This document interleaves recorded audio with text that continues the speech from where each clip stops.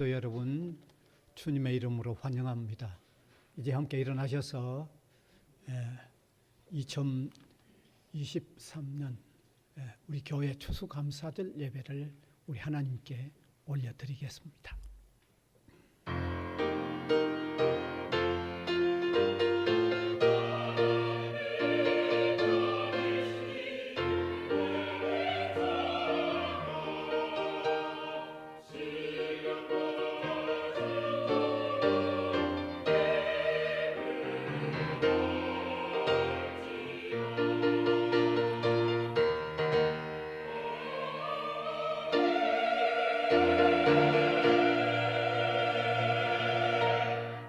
우리를 구원하셔서 사랑으로 품어주시고 선한 목자가 되셔서 인도하여 오신 것을 무한히 감사를 드립니다.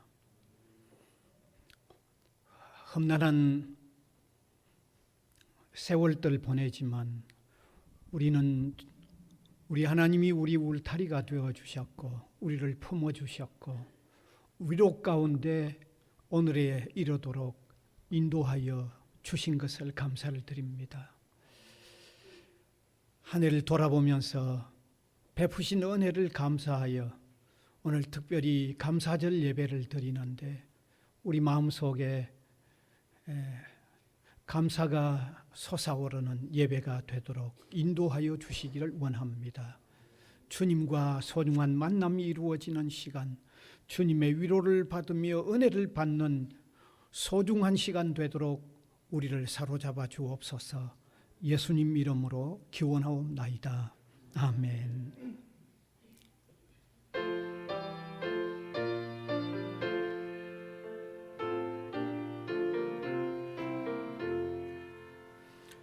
다 감사드리세 온 마음을 주께 바쳐 그 섭리 세상 기뻐하네. 예부터 주신 복 한없는 그 사랑 선물로 주시네. 이제와 영원히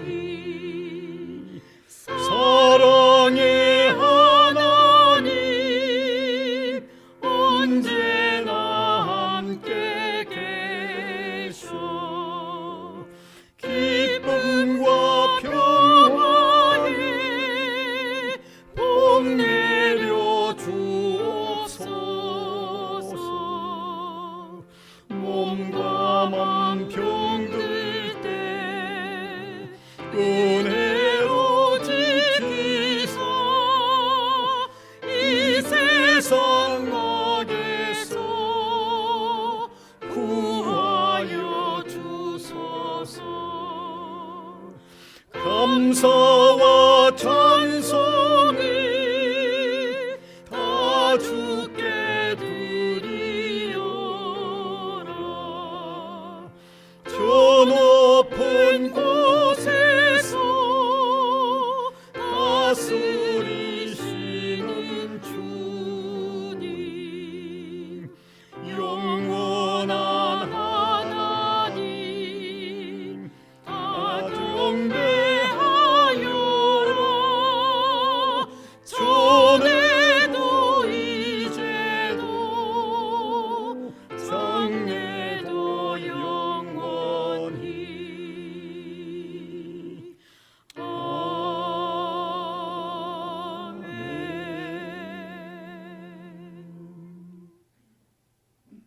사도신경으로 우리 신앙을 고백하겠습니다.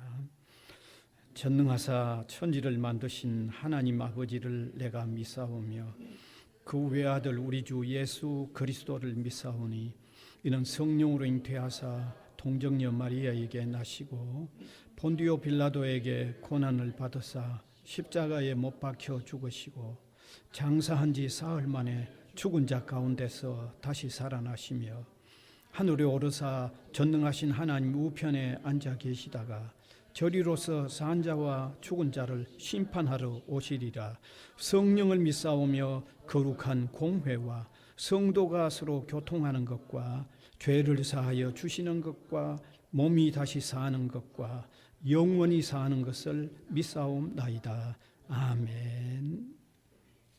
앉으셔서 교동문 105번 감사절입니다. 여호와께 감사하라. 그는 선하시며 여호와께 감사하고 그의 이름을 불러 아뢰며 그들이 광야 사막길에서 방황하며 거주할 성읍을 찾지 못하고 이에 그들이 근심 중에 여호와께 부르짖음에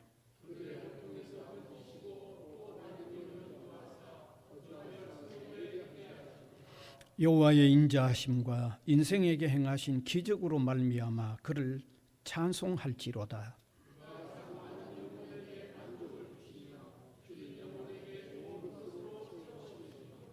아멘.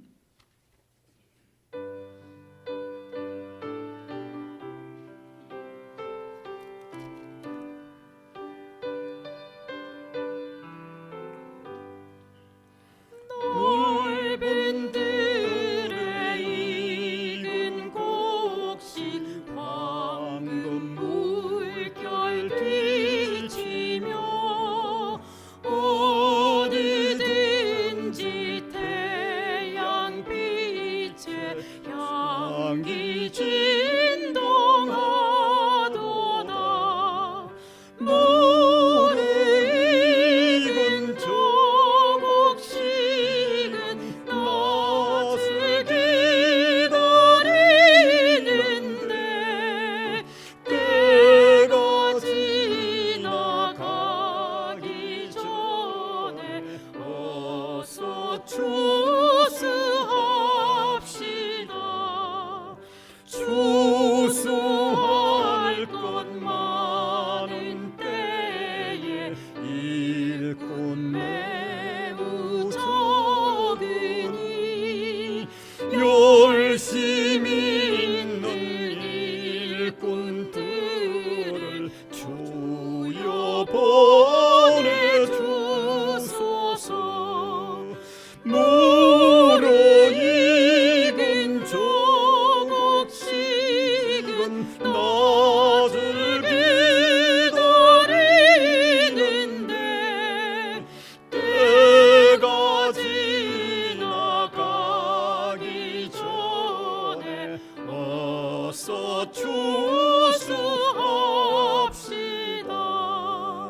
먼동 틀 때 일어나서 일찍 들에 나가 황혼 때가 되기까지 추수하게 하소서.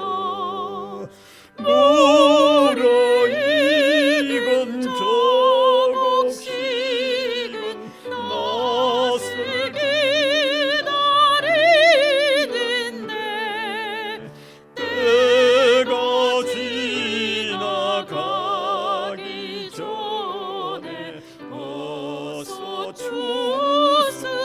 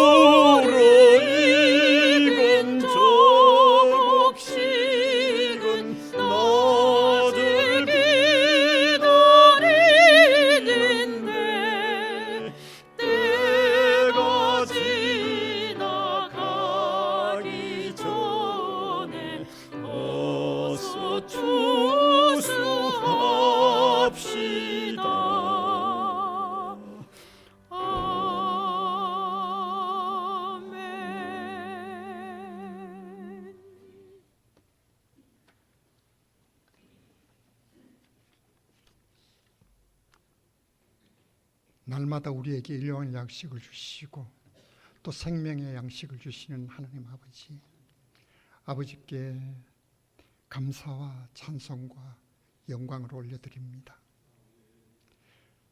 다시금 이렇게 추수감사절을 맞이하면서 지나온 그 시간들을 돌아봅니다. 모든 것이 하나님의 은혜요 사랑이었음에 감사합니다.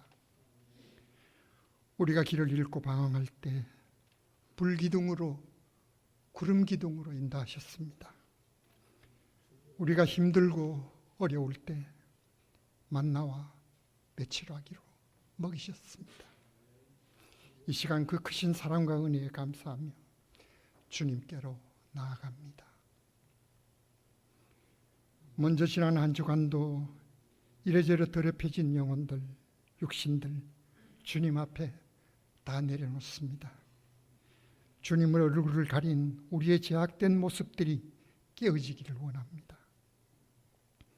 십자가의 보혈로 정결케 하심으로 구원의 주님 앞으로 나아가며 바로 설 수 있기를 원합니다. 풍성한 열매를 거두는 이 가을의 끝자락에서 떨어지는 저 낙엽들을 봅니다. 자신을 버려 겨울을 준비하는 그 단풍잎들, 그들의 아름다운 그 마음을 배우고 싶습니다. 주님, 우리 안에 버려야 할 것들을 버리는 용기를 주시옵소서. 가난한 자, 소외된 자, 병든 자를 위해 자신을 비우고 나누는 기쁨을 우리도 알게 하시옵소서. 세상은 갈수록 종말의 늪으로 빠져들고 있는 것 같습니다. 민족이 민족을, 나라가 나라를 대적하며 일어나겠고 곳곳에 지진과 기근과 전염병이 있으리라. 주님께서 말씀하신 그 환란의 시작에 오늘의 세상이 아닌지 두렵습니다. 우크라이나와 러시아, 이스라엘과 하마스의 그 피 터지는 전쟁에서 주님 얼마나 많은 희생이 더 있어야 하는지 오직 주님만이 아실 뿐입니다. 갈등과 분열로 양극화된 이 나라, 이 백성은 또 어찌해야 하는지요? 기울어져가는 이 땅을 누가 어떻게 바로 세울 수 있는지요? 주님, 우리의 기도가, 우리의 눈물이 이 땅을 고칠 수 있기를 간구합니다. 이 땅에 정의의 씨를 심고 사랑의 열매를 거둘 수 있기를 간구합니다. 그렇습니다. 물이 바다 덮음같이 주님의 은혜가, 주님의 긍휼하심이 이 땅을 덮으시기를 간구합니다. 이제 말씀 가운데로 나아갑니다. 성령의 역사하심으로 능력의 말씀, 은혜의 말씀이 되게 하시옵소서. 우리의 마음을 새롭게 하시고 믿음을 더욱 굳세게 하시옵소서. 삶의 현장 속에서 주님이 말하시는 온전한 모습이 되게 하시옵소서. 특별히 이렇게 추수감사절을 기념해서 예배 후에는 성도들이 함께 예찬을 나눕니다. 주님도 함께 하시옵소서. 또한 외국 학생 기숙사의 학생들에게도 추수감사의 선물을 보냅니다. 우리의 작은 정성이 그들에게 주님을 만나는 계기가 되기를 간구합니다. 예배를 위해 수고하는 모든 손길들 주님 축복하시옵소서. 우리 찬양대와 함께 하셔서 모두가 은혜 받는 찬양 되게 하시고 주님 영광 받으시는 예배가 되게 하시옵소서. 이 모든 말씀 우리를 구원해 주신 주 예수 그리스도 이름 받들어 기도합니다. 아멘.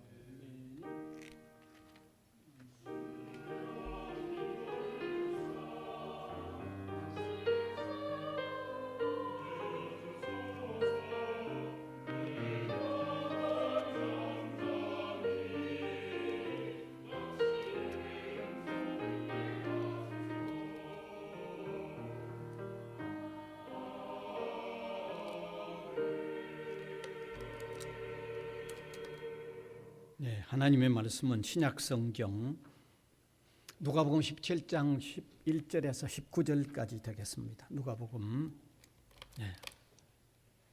17장 11절에서 19절까지 제가 한 절, 우리 회중이 한 절 교독해서 읽어 내려가겠습니다. 예수께서 예루살렘으로 가실 때 사마리아와 갈릴리 사이로 지나가시다가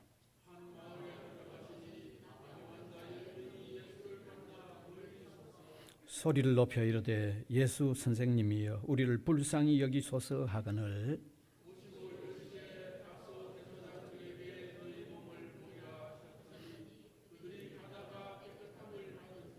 그 중에 한 사람이 자기가 낳은 것을 보고 큰 소리로 하나님께 영광을 돌리며 돌아와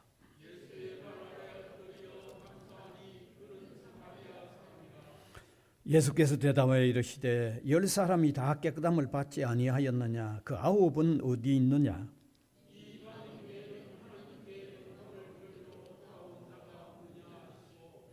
그에게 이르시되 일어나 가라 내 믿음이 너를 구원하였느니라 하시더라. 아멘.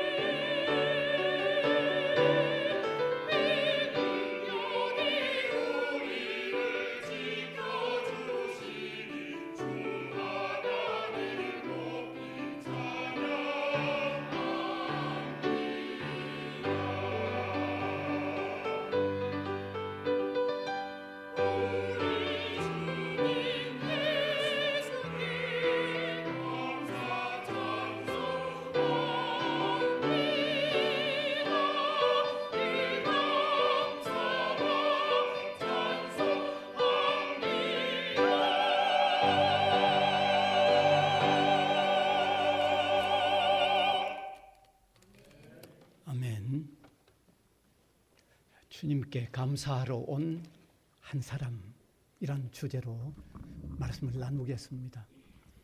우리가 세상을 살아가는 사람들의 삶의 모습을 보면 참으로 다양합니다. 그런데 감사를 표현하는 삶의 모습도 참으로 다양합니다. 구태여 한번 구분을 해보면 첫 번째는 이런 사람들이 있습니다. 은혜로 모르는 사람들이 있습니다. 고마운 일을 고마운 줄 모르는 사람이 있습니다. 아마 이런 사람도 세상에 제법 있는 것 같아요. 제법 있는 것 같아요. 그 다음에 두 번째 부류의 사람은 은혜를 은혜로 아는데 감사는 하지 않는 사람이 있습니다. 그러니까 고마운 줄 아는데 감사하지 않는 사람이 있다는 거죠. 이런 사람들도 세상에는 상당히 있습니다. 그다음 마지막 세 번째 부류의 사람을 든다고 하면 은혜를 은혜로 아는데 오히려 배은하는 사람이 있죠. 그러니까 고마운 줄을 아는데 오히려 해를 가하는 사람이 있습니다. 여러분 이런 사람들이 없는 것 같아도 제법 있습니다. 그러니까 옛부터 이런 말이 내려오잖아요. 짐승을 구해놓으면 보온을 하는데 사람을 구해놓으면 해로움을 가한다는 이런 말이 있죠. 여러분 이 말이 하나의 어떤 보편적인 용어로 이렇게 생겨났다는 말은 은혜를 은혜로 모를 뿐만 아니라 안다고 할지라도 오히려 배은하는 사람도 적지 않다는 것을 알 수 있는 겁니다. 그런데 오늘 본문을 보면 은혜를 몰랐거나 아니면 은혜를 은혜로 알았는지는 모르지만 감사하러 오지 않는 그룹의 사람이 있는가 하면 은혜를 은혜로 알고 감사하기 위하여 돌아온 한 사람이 있다는 사실입니다. 오늘 읽은 성경 본문의 내용을 보면 10사람의 나병 환자가 함께 어우러 지냈습니다. 왜냐하면 당시 나병 환자들은 그렇게 안에서 함께 살 수가 없어서 내어 쫓긴 사람들인데 지내다 보니까 10사람이만 모여진 것 같아요. 그런데 이 10사람이 예수님을 만났는데 그들이 예수님에게 우리를 긍휼히 여겨달라고 간청을 하는 거죠. 예수님에게 우리를 긍휼히 여겨달라고 간청을 했을 때 예수님은 그들에게 그래 너희 몸을 제사장에 가서 보이라고 그렇게 말씀하셨습니다. 여기 예수님이 그들을 향하여 너희 몸을 제사장에게 보이라고 말씀하신 것은 틀림없이 가는 길에 고쳐지겠다고 하는 예수님의 강력한 의지가 거기 들어있는 겁니다. 가는 길에 틀림없이 고쳐져서 고쳐진 몸을 제사장에게 확인하라고 하는 그런 의미에서 말씀하셨어요. 우리가 예수님의 이런 강력한 의미를 뭘 보면 아는가 하면 구약성경 레위기 13장을 보면 이해할 수 있습니다. 레위기 13장에 보면 어떤 내용이 나오는가 하면 어떤 나병정세가 있는 환자는 반드시 제사장에게 가야 합니다. 제사장은 그 나병정세가 있는 환자를 진단해서 나병이 아니면 집으로 가서 같이 살게 하고 나병이면 격리시킵니다. 마을 밖으로 격리시킵니다. 또 제사장은 어떤 일을 또 했는가 하면 나병 환자로 지내다가 정세가 좀 좋아졌을 때 역시 제사장에게 와서 정세가 좋아진 게 완전히 고쳐졌는지 아닌지를 판별하는 사람이 제사장입니다.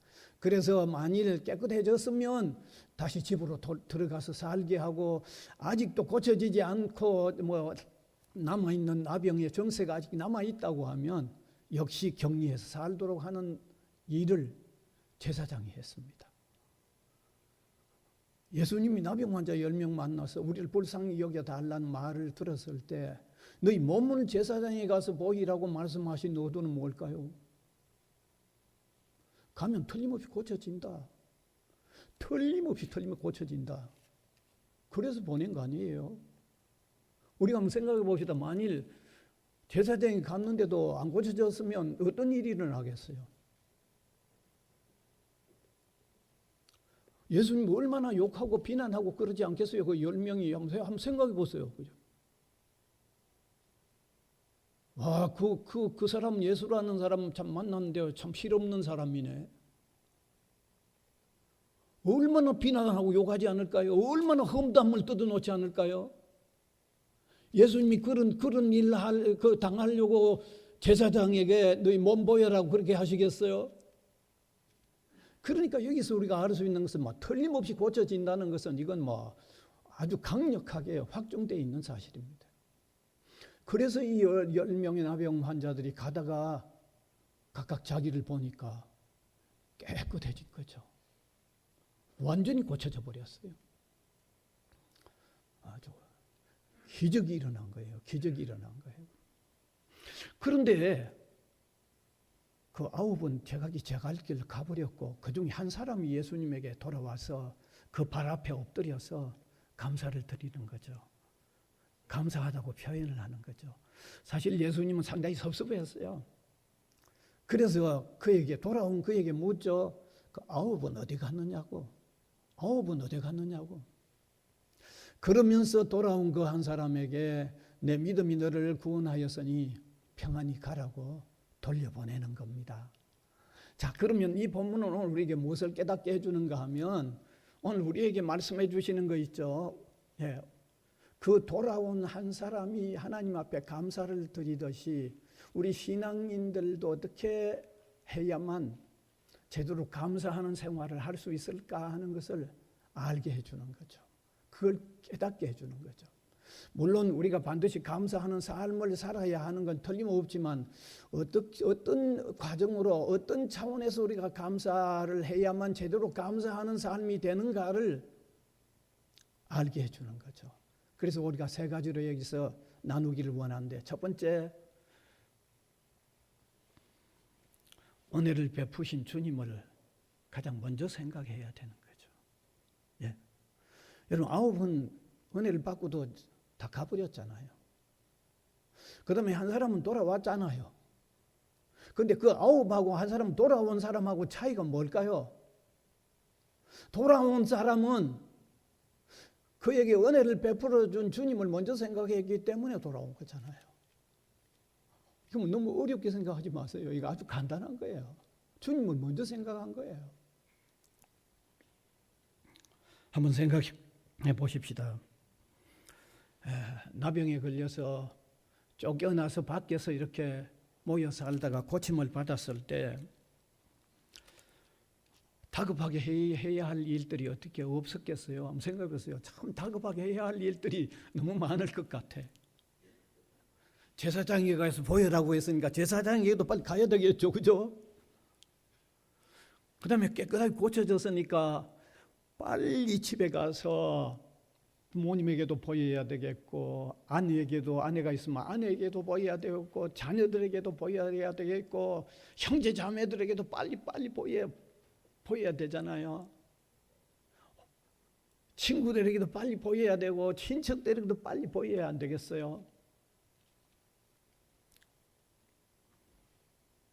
그런데 돌아온 그는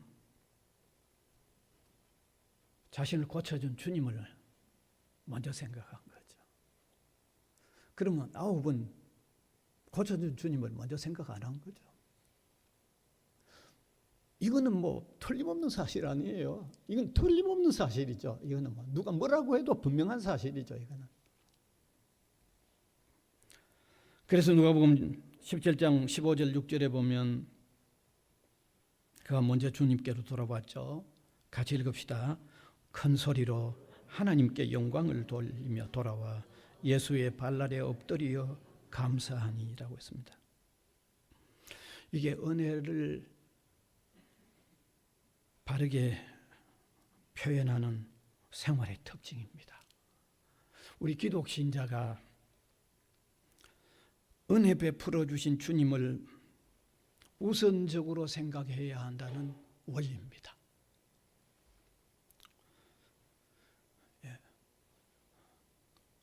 우리가 어떤 일을 이루었든지 은혜 베풀어 주신 주님을 먼저 생각하고 주님의 영광을 먼저 생각하는 게 이게 가장 중요합니다. 이거는 너무 쉬운 얘기 같아서 좀 별로 감흥이 없을는지 몰라도 이건 아주 엄청나게 중요한 원리입니다. 이게 신앙생활을 제대로 하는 엄청난 중요한 원리입니다. 사랑하는 우리 성도 여러분, 우리가 살아가면서 먼저 주님을 우선적으로 생각합니까? 오늘 솔직히 한번 생각하십시다. 우리가 먼저 우리에게 구원을 베풀어 주신 주님을 먼저 생각합니까? 주님 제일주의입니까? 모든 일에 주님이 첫 번째입니까? 무엇이든 주님이 먼저입니까? 아주 중요한 원리입니다. 우리 그리스도인들이 이런 원리의 토대 위에서 사는 일이 가장 중요한 원리입니다. 이런 원리의 토대 위에 설 때 신앙생활을 가장 잘할 수 있습니다. 그렇죠? 무엇을 하든지 어디에 있든지 어떤 일을 했든지 주님을 먼저 생각하고 주님의 영광을 먼저 생각하는 게 신앙생활을 가장 잘할 수 있는 원리죠. 이건 너무 쉬워서 그러나 가장 강력한 사실입니다. 만일 우리가 살아가면서 주님을 먼저 우리에게 은혜를 베풀어 주신 주님을 먼저 생각하는 원리의 삶을 살지 못한다고 하면 우리는 주님 위주의 신앙생활을 제대로 할 수가 없습니다. 항상 자기 위주의 신앙생활이 될 수밖에 없습니다. 여러분, 먼저 주님을 생각하지 못하고 다른 무엇을 생각한다는 것은 항상 자기 위주입니다. 그런데 주님을 먼저 생각하는 사람은 먼저 주님 위주의 신앙생활이 될 수 있기 때문에 오늘 여기 한 사람, 돌아온 이 한 사람에게 나타나는 특징, 그의 감사생활에서 나타나는 특징, 은혜를 베풀어 주신 주님을 먼저 생각하는 삶이 우리 신자에게 있어서 그렇게 소중하다고 하는 사실을 한번 다시 새겼으면 좋겠습니다. 우리 마음속에 새깁시다. 이 원리를요. 이게 너무 중요해요. 그 다음에 두 번째, 감사의 느낌 때문에 무한한 기쁨과 감격이 작용해야 합니다. 무한한 기쁨과 무한한 감격이 작용해야 돼요. 오늘 본문 15절을 조금 전에도 읽었습니다만 다시 보면요. 그 중에 한 사람이 자기가 낳은 것을 보고 큰 소리로 하나님께 영광을 돌리며 돌아와, 하나님께 영광을 돌리며 돌아와. 이 말씀 속에는 엄청난 기쁨과 무한한 즐거움과 감격이 가득 차서 돌아왔다, 그런 의미입니다. 예, 이건 말할 수 없는 엄청난 기쁨이 가득 차서 하나님을 영원롭게 해야 하는 찬송을 표현한 무슨 곡이 있거나 그런 건 아니지만 그 마음 속에는 그런 마음이 가득 차서 돌아왔다는 그런 표현입니다. 여러분, 우리가 한번 생각해 봅시다. 돌아온 그 사람의 느낌이 어떨는지. 나병 때문에 얼마나 쫓겨나와서 마을 밖에서 이렇게 외진 곳에서 아주 격리되어 얼마나 오래 살았는지는 모르겠어요. 그런데 깨끗해져서 이제 집으로 돌아갈 수 있는 삶이 완전히 달라져 버린, 나병 환자로 살면 이것은 완전히 소외된, 이건 살았으나 죽은 것과 같은 삶을 살아야 하는 사람인데 그 나병 환자로서보다 깨끗해졌을 때 그는요, 이 감격은 말할 수 없는 거죠. 그의 기쁨이나 그의 즐거움은 이건 충만한 거예요.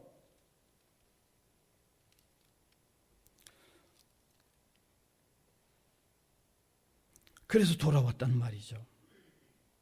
아마 춤을 추듯이 발이 땅에 닿아 있는지 안 닿아 있는지 한번 느낌이 제대로 없을 만큼 감격과 기쁨으로 주님께 돌아왔다는 말입니다.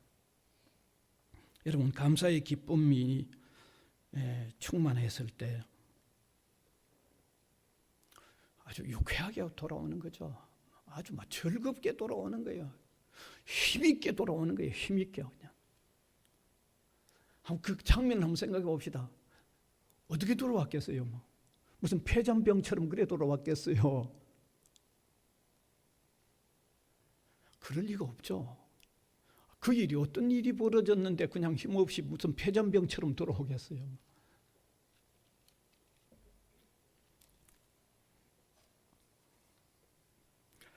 고침받은 것이 기쁨으로 충만하여 감격스러워지면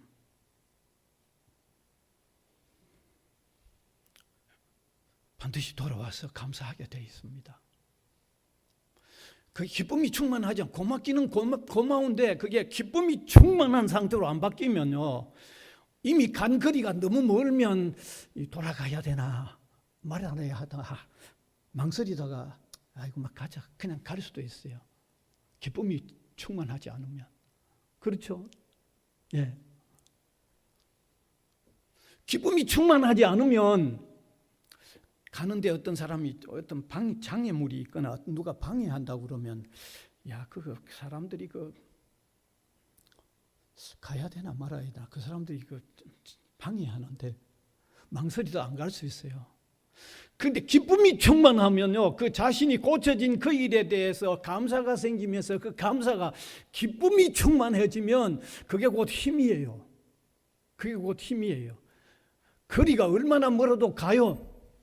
누가 도중에서 어떤 방해를 해도 어떤 장애가 있어도 반드시 가요. 왜? 그의 고마움으로 느껴지는 게 기쁨이 되면 그게 바로 힘이기 때문입니다. 갑니다. 틀림없이 갑니다.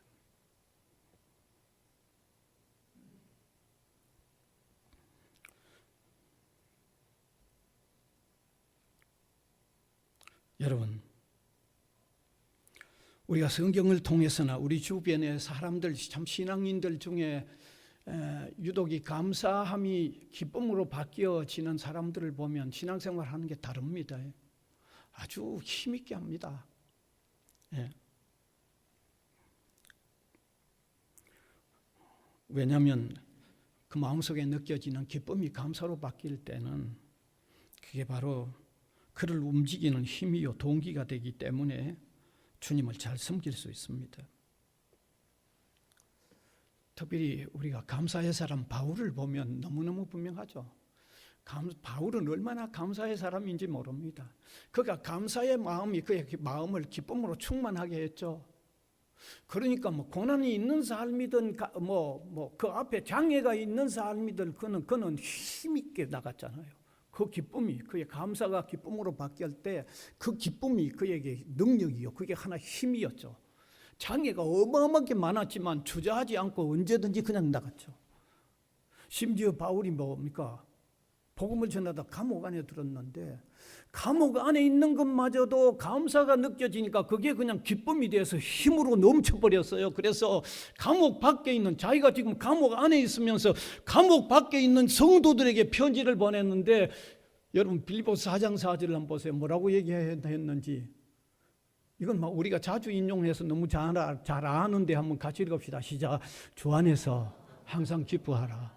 내가 다시 말하노니 기뻐하라. 지금 감옥 안에서 감옥 밖에 있는 성도들에게 한 얘기입니다. 저게.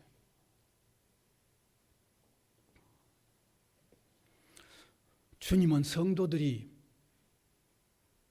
기쁨으로 힘 있는 신앙생활을 잘하도록 하기 위해서 감사를 요구하고 있다는 사실 또 아시길 바랍니다. 예. 어떻게 보면 우리가 감사를 드리면 하나님에게만 영광이 되고 우리에게는 아무런 도움이 안 되게 하기 위해서가 아닙니다. 알겠어요? 우리 신앙인들이 감사할 때 그건 기쁨으로 바뀌고 그 기쁨은 힘으로 신앙생활을, 능력 있는 신앙생활을 할 수 있기 때문에 우리로 하여금 기뻐하라고, 감사하라고 말씀하고 있다는 그 배경을 이해하실 필요가 있습니다. 그래서 성도의 삶에 감사가 중요한 거죠. 예. 그다음 마지막 세 번째는 감사와 기쁨이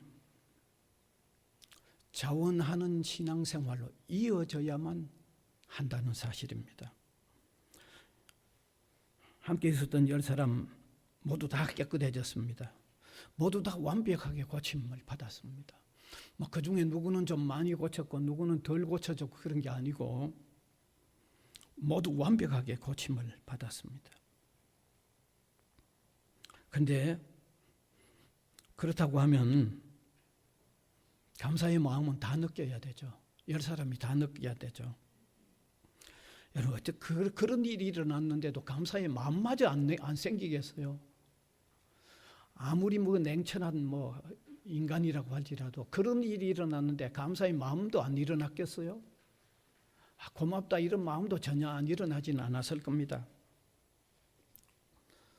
아까도 말씀드렸듯이 영원히 격리되어 살아야 할 삶은 살아서나 죽은 것하고 다를 바도 없는데 이제는 삶이 달라졌는데 고맙게 안 느껴지겠어요? 고마움은 틀림없이 느낄 겁니다. 그런데 돌아온 한 사람하고 돌아오지 않는 사람의 두 번째 차이는 뭐냐? 느껴지는 마음의 고마움을 행동으로 옮긴 것에 차이가 있는 거죠. 행동으로 옮긴 것에 차이가 있습니다. 다른 사람은 고맙게 느끼면서도 자원하여 돌아와 감사하는 행동으로 이어지지 않았습니다. 그런 한 사람은 느낀 고마움이 기쁨으로 작용하면서 자원하는 행동으로 이어져서 돌아와 행동으로 감사를 표현했던 겁니다. 그는 고마움의 느낌으로 끝내지 아니하고 기쁨에 겨워서 자원하는 행위로 이어지게 되어졌던 겁니다. 사랑하는 성도 여러분, 우리의 감사는 많은 면에서 느낌만으로 맞춰지는 게 아닌가 하는 생각을 해보자는 겁니다. 많은 면에서 느낌만으로 그치는 경우가 많지 않나 하는 생각을 하게 됩니다. 이것은 꼭 주님과의 관계뿐만 아니라 우리가 살아가면서 사람과의 관계에서도 느낌만으로 행위로 표현하는 데까지 이어지지 못하고 느낌으로 마치는 경우가 참 많은 것 같아요. 제가 예설교를 준비하면서 제 부모님이 살아계셨을 때 고맙다는 느낌마저 없지는 않았는데 고마움을 표현을 제대로 하는 행위로 옮겨졌는가를 생각할 때 여러분 앞에 참 부끄럽습니다.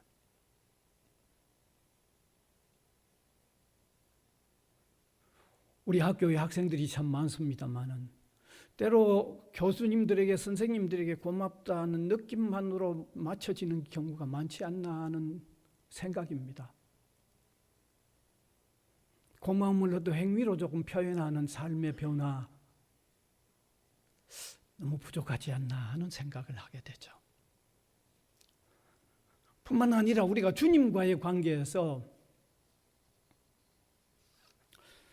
감사를 느낌만으로 끝내는 경우가 많지 않나 하는 생각을 해보게 됩니다.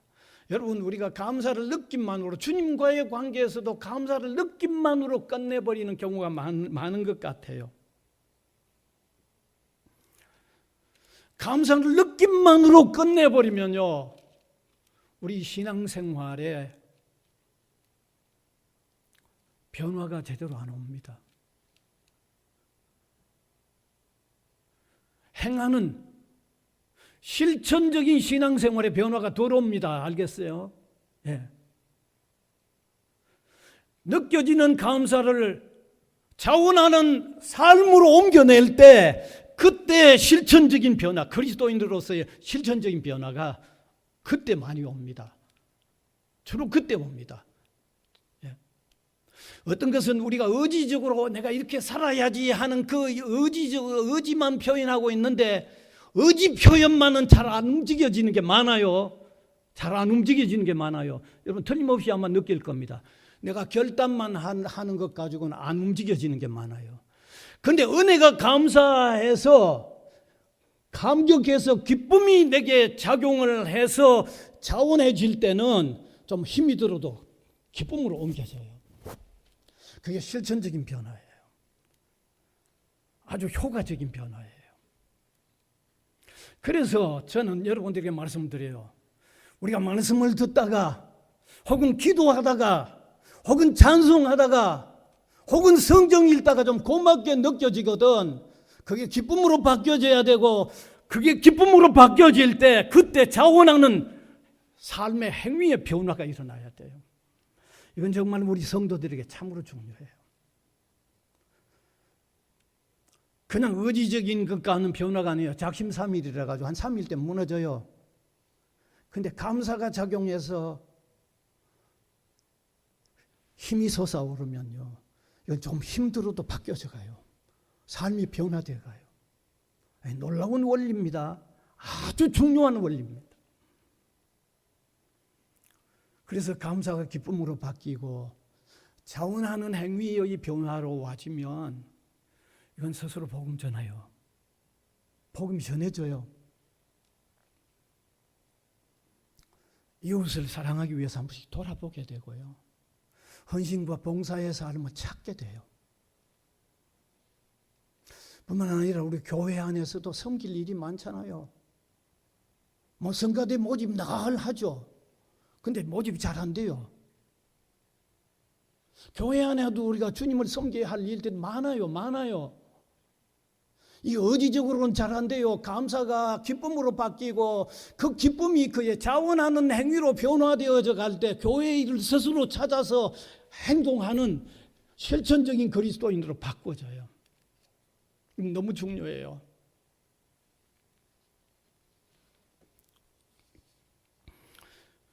그래서 기도나 찬송할 때만 감사를 조금 느끼는 정도에 머물지 말고 계속해서 자원하는 신앙의 행위로 바꿔져 나가는, 삶으로 변화되어져 가는 이런 저와 여러분이 될 수 있기를 바랍니다. 정말 이게 차원 높은 경지로 한 걸음 한 걸음 나아가는 신앙생활이에요. 이게 반드시 필요합니다. 이제 말씀을 맺으려고 합니다. 존 A. 클락이라고 하는 선교사님 이런 이야기를 했습니다. 어느 날 일단에 아프리카 사람 장사꾼들이 하루 여정을 마치고 막 그냥 들판에서 지내야 했습니다. 모닥불을 피워놓고 모닥불 주변에 쉬다가 그만 잠이 들었어요. 또 저녁이니까 잠을 자야 되죠. 그러다 보니까 모닥불이 꺼졌는데 모닥불 주변에서 기회를 엿보고 있던 사자 한 마리가 내려와서 그 중에 한 사람을 낚고 챈 거죠. 그가 급히 소리쳤기 때문에 잠자는 사람이 깨어나서 겨우 그 사람을 구했는데 보니까 너무 많이 상했어요. 너무 많이 다쳤어요. 그래서 이 아프리카 사람들이 사자에 물린 그 일행을 담요에 사가지고 선교사님, 가까이 있는 선교사님에게 데리고 왔습니다. 선교사님이 그의 치료에 최선을 다했어요. 시간이 좀 걸렸지만은 최선의 치료를 다해가지고 아주 좋아졌을 때 그를 이제 돌려보냅니다. 돌아가는 그 아프리카 사람이 이렇게 얘기하죠. 언젠가는 한번 돌아오겠다고. 그러고는 갔는데 오랜 세월이 지났는데 아프리카 사람 여러 명 한 무리가 때를 지어서 이 클락에게 찾아온 거죠. 그 중에 지도자격인 사람이 클락에게 앞서면서 저를 아시겠죠? 이렇게 물어보는 거죠. 모르겠다고 그랬습니다. 그때 그가 말하죠. 전에 제가 죽어가던 저를 치료해 주셨습니다. 여기 함께 온 사람들은 내 아내와 자식들입니다. 모두가 내 짐을 지고 따라온 것입니다. 당신은 내 생명의 은인이십니다. 저와 이 가족 전체가 당신의 것입니다. 가지고 온 짐 모두도 당신의 것입니다 하고 찾아왔다는 겁니다. 클라크가 경험한 이야기입니다. 오늘 성경에 기록된 9은 다 돌아갔지만 돌아온 이 한 사람을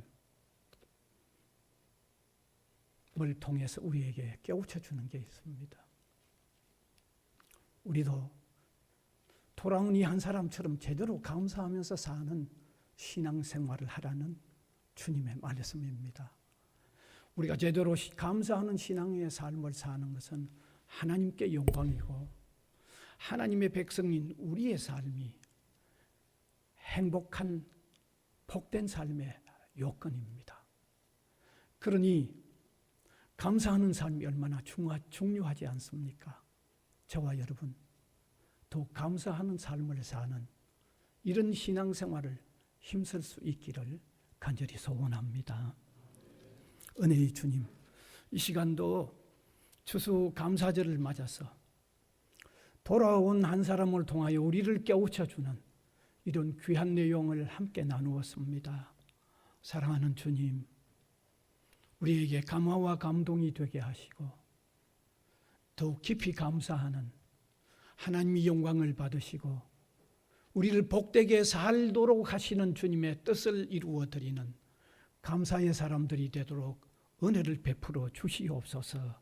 예수 그리스도의 이름으로 기도하옵나이다. 아멘.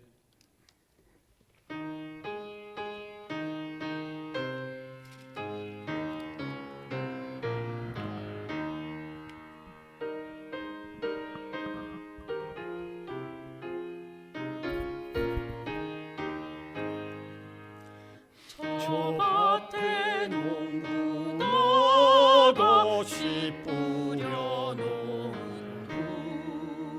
주 크신 능력 내려 잔을 길러주셨네. 또 사시사철 따라 햇빛과 단비를 저 밭에 내려주니 그 사랑 한없네.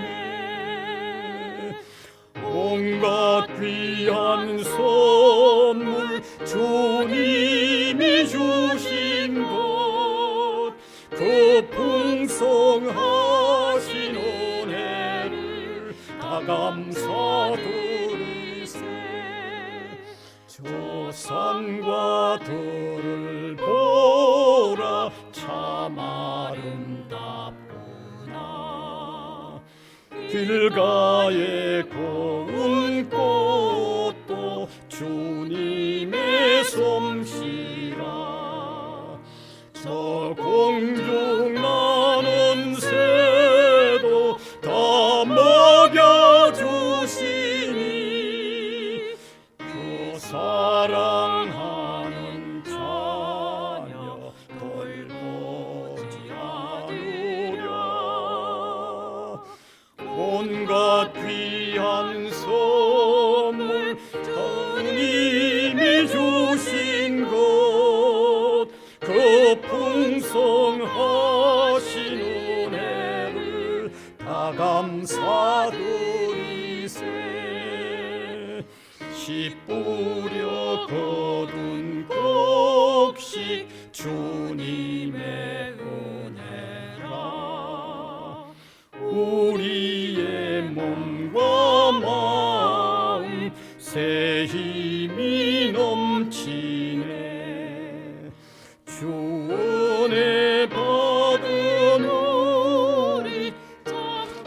감사하면서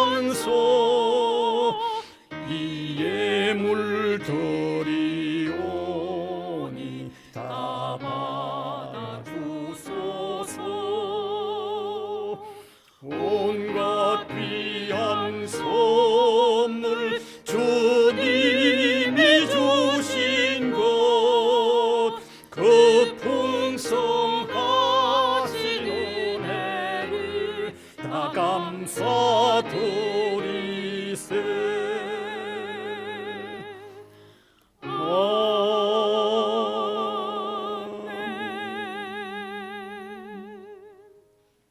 주님의 무한한 사랑과 은혜를 감사드립니다. 세상적인 표현으로 다 표현할 수 없는 무한한 은혜와 사랑을 입은 저희들입니다. 감격한 마음으로 주님 섬기고 감격한 마음으로 삶이 복된 저희들이 되도록 날마다 우리를 사로잡아 인도하여 주옵소서. 이 시간도 우리 각각이 감사를 표현하는 이 예물이 또 복음을 위하여 소중하게 쓰여지도록 인도하여 주시기를 원합니다. 우리 성도들을 영육간에 강건케 하여 주시옵소서. 삶의 보람과 기쁨이 충만하도록 인도하여 주시옵소서. 우리 중에 어려운 형편에 있는 사람들 주님을 바라볼 때 주님의 위로가 넘치게 하여 주시고 새 힘이 솟아나도록 은혜를 주시기를 간절히 원하옵고 바랍니다. 성도들의 가정, 자라나는 자녀들 위에도 함께 하시고 하는 일들 위에도 하나님 복을 내려 주시기를 간절히 원하옵고 바랍니다.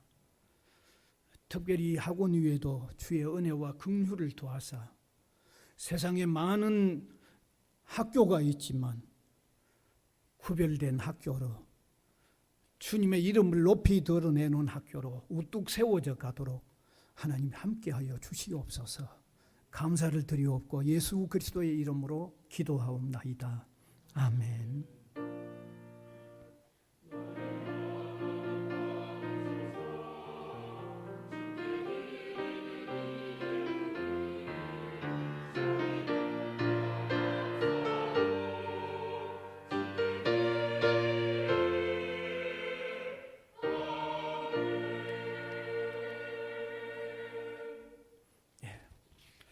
광고 시간 되겠습니다. 광고 보시면 수요 예배는 그대로 4시 30분입니다. 오늘은 추수감사절 예배로 이렇게 드리고 있고 특별히 제2기숙사에 한 220여 명 학생들이 있는데 거긴 외국 학생들이 주로 많아요. 뭐 국내 학생들도 있긴 합니다만은. 그래서 우리 교회가 특별한 선물을 하나씩 준비해서 전달을 합니다. 그 다음에 예배 마친 이후에 폐회송 대신에 여기서 바로 하나 발표회가 하나 있고 왜냐하면 이 영상이 필요해서 그 발표 이후에는 A동 카페로 옮겨서 오늘 식사를 따로 준비했습니다. 그래서 식사를 나누면서 또 함께 교제하는 이런 발표의 시간 거기 가집니다. 한 분도 빠짐없이 다 그리로 옮겨주시면 좋겠습니다. 그 다음에 이번 수요일은 성지학원 추수감사절 예배입니다. 강사님은 산성교회에 은퇴를 하시고 저 김해 있는 부산 장신대 총장을 지내셨던 허원구 목사님이 오십니다. 뭐 작지만 우리가 또 선물도 준비했습니다. 많이 참석하시기 바랍니다. 그 다음에 다음 주일은 선교회 월요회로 모입니다. 특별히 한 해 동안 했던 일들을 좀 정리를 하고 그 다음 12월에 들어가서는 정리한 것을 우리 성도들 앞에 한번 발표하는 그런 준비를 하시면 좋겠습니다. 그다음에 한 가지 또 다른 광고는 우리 성가대에서 오랫동안 수고를 하신 이 박명호 집사님 어머니께서 세상 떠나셨습니다. 하나님의 부르심을 받아 소천하셨는데 어제 장례식을 다 치루었습니다. 어떻게 전달이 조금 잘못돼서 미리 못 알려드려가지고 장례식장에 우리 성도들이 좀 참석할 수 없었던 것 같아요. 예배 마친 이후에 또 많이 위로해 주시기를 바랍니다. 그 다음에 다른 또 하나는 오늘 우리 그 신규재 부총장님께서 사모님을 또 모시고 오셨어요. 한번 또 박수로 한번 또 아이고 너무 참 귀하다는 느낌이 듭니다. 그럼 오늘 전달할 일이 있습니다. 조봉기 관장님 나오셨네요. 사실은 제가 요즘 우리 학생들이 뭘 좀 좋아하는가를 알아보니까 약과를 좋아한다는 걸 알았어요. 그래서 삼립에서 나오는 약과가 10개 들어있는 한 세트인데 이것을 학생들 하나하나에게 기숙사에게 다 전달하고 여기에 전도지가 들어있습니다. 이거 뺄 수가 없죠. 추수감사절 유래와 아울러 Why he died, 그가 왜 죽으셨는가, 이거 그냥 기독교 핵심 문제를 한글과 영어로 각각 해서 전도지를 빨리 사무실에 박스가 다 하겠습니다. 알겠습니다. 가져가셔서.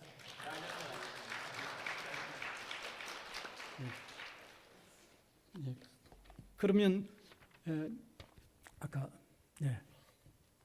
됐죠? 예물.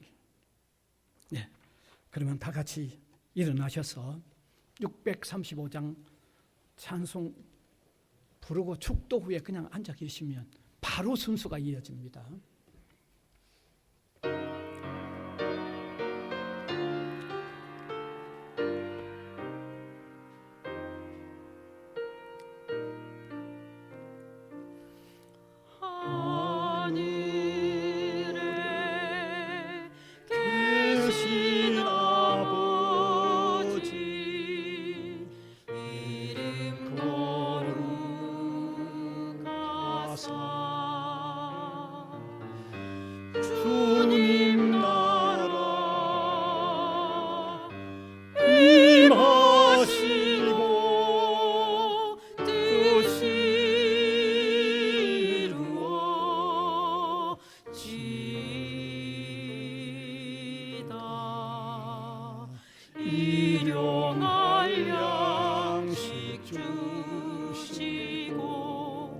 우리 둘의 큰 죄 다 용서하옵시고 또 시험에 들게 마시고 악에서 구원하소서. 내게 주의 나라 주의 권세 주의 영광 영원히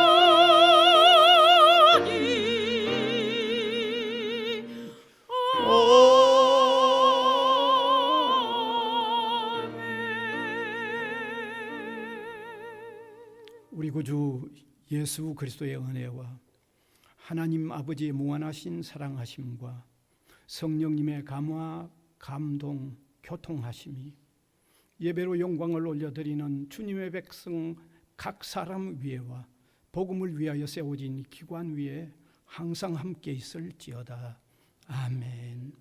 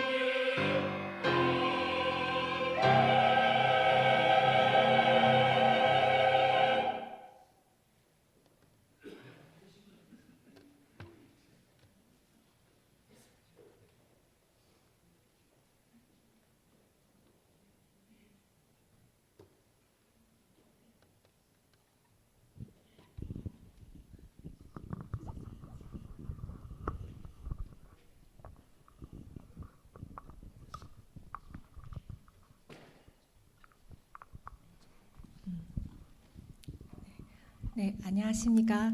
저희 일본 교수님하고 미얀마 교수님하고 미얀마 학생하고 저하고 같이 이렇게 또 하나의 열매를 바라시면 감사 찬양을 부르도록 하겠습니다. 다국어 찬양입니다. 감사합니다. 약간 거리 조금 두고 조금 거리 두고 네, 됐습니다. 주세요. 네, 음악 주세요.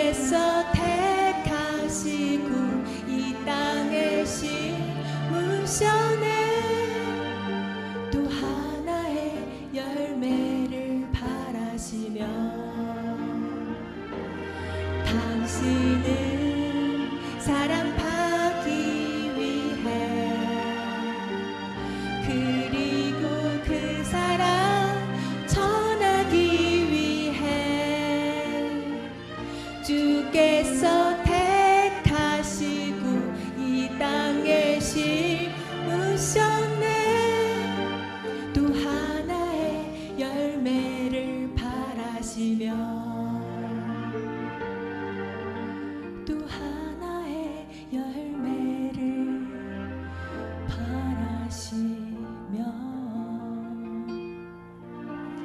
谢谢大家。ありがとうございました。 제스티 파레. 감사합니다. 네, 감사합니다. 오늘 참 의미 있는 그런 발표였습니다. 이제 그대로 일어나셔서 A동 카페로 다 준비되어 있습니다. 예, 아주 따뜻한 음식이 오늘 준비되어 있습니다. 그대로 옮겨주세요.